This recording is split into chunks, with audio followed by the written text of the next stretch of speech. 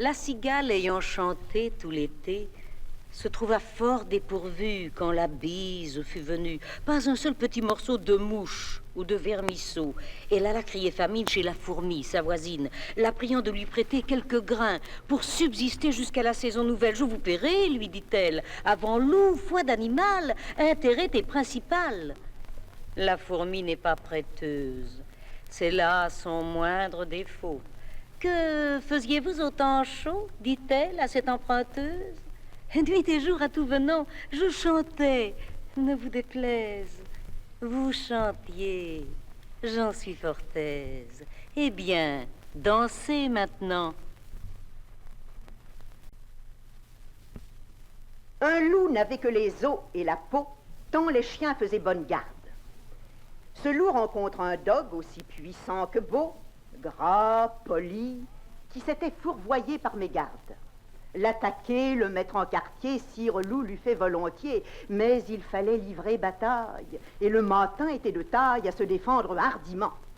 Le loup, dont l'aborde humblement, entre en propos et lui fait compliment sur son embonpoint qu'il admire. Il ne tiendra qu'à vous, beau sire, d'être aussi gras que moi, lui repartit le chien. Quittez les bois, vous ferez bien, vos pareils y sont misérables, cancres, hères, et pauvres diables, dont la condition est de mourir de faim. Car, quoi, rien d'assuré, point de franche lippée, tout à la pointe de l'épée. Suivez-moi, vous aurez un bien meilleur destin. Le loup reprit, que me faudra-t-il faire? Presque rien, dit le chien, donner la chasse aux gens portant bâton et mendiant, flatter ceux du logis à son maître complaire, moyennant quoi votre salaire sera force relief de toutes les façons, os de poulet, os de pigeon, sans parler de maintes caresses. Le loup déjà se forge une félicité qui le fait pleurer de tendresse. Chemin faisant, il vit le cou du chien pelé. « Qu'est-ce là ?» lui dit-il. « Rien. Quoi, rien? Peu de choses, mais encore. Le collier dont je suis attaché de ce que vous voyez est peut-être la cause. »« Attaché ?» dit le loup. « Vous ne courez donc pas où vous voulez? Pas toujours, mais qu'importe.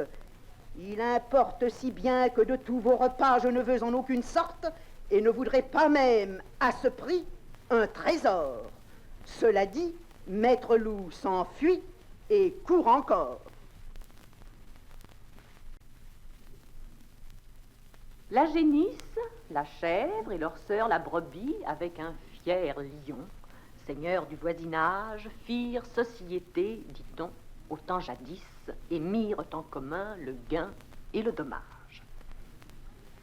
Dans les lacs de la chèvre, un cerf se trouva pris.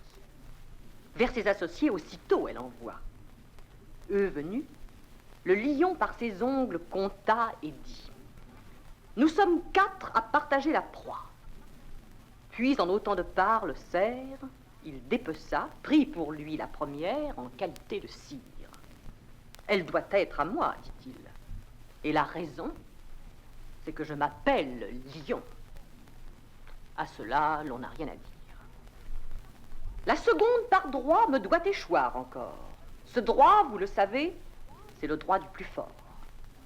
Comme le plus vaillant, je prétends la troisième. Si quelqu'une de vous touche à la quatrième, je l'étranglerai tout d'abord.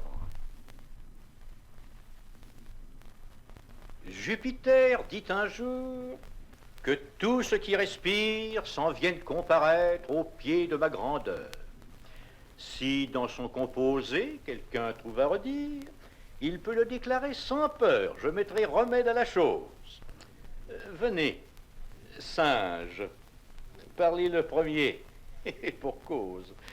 Voyez ces animaux, faites comparaison de leur beauté avec les vôtres. Êtes-vous satisfait? Moi, dit-il, pourquoi non? N'ai-je pas 4 pieds aussi bien que les autres? Mon portrait jusqu'ici ne m'a rien reproché.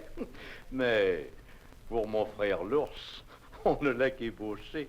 Jamais, s'il me veut croire, il ne se fera pas. L'ours, venant là-dessus, on crut qu'il s'allait plaindre. Tant s'en faut, de sa forme, il se doit très fort.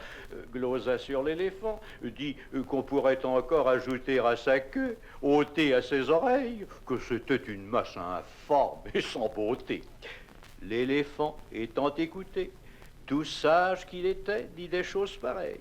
Il jugea qu'à son appétit, Dame Baleine était trop grosse. Dame Fourmi trouva le ciron trop petit, se croyant pour elle un colosse.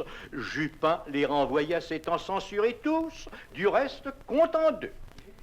Mais parmi les plus fous, notre espèce excella, car tout ce que nous sommes, lynx envers nos pareils et taupes envers nous, nous nous pardonnons tout. Et rien aux autres hommes, on se voit d'un autre œil qu'on ne voit son prochain. Le fabricateur souverain nous créa besaciers tous de même manière, tant ceux du temps passé que du temps d'aujourd'hui. Il fit pour nos défauts la poche de derrière et celle de devant pour les défauts d'autrui. Compère le renard se mit un jour en frais et retint à dîner commère la cigogne. Le régal fut petit et sans beaucoup d'apprêt. Le galant, pour toute besogne, avait un brouet clair. Il vivait chichement. Ce brouet fut par lui servi sur une assiette. La cigogne au long bec n'en put attraper miette, et le drôle eut lapé le tout en un moment. Pour se venger de cette tromperie, à quelque temps de là, la cigogne le prit. Volontiers, lui dit-il, car avec mes amis, je ne fais point cérémonie. À l'heure dite, il courut au logis de la cigogne son hôtesse, loua très fort sa politesse, trouva le dîner cuit à point.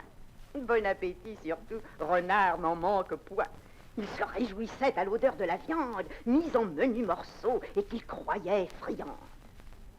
On servit, pour l'embarrasser, en un vase à long col et d'étroite embouchure. Le bec de la cigogne y pouvait bien passer, mais le museau du cire était d'autre mesure.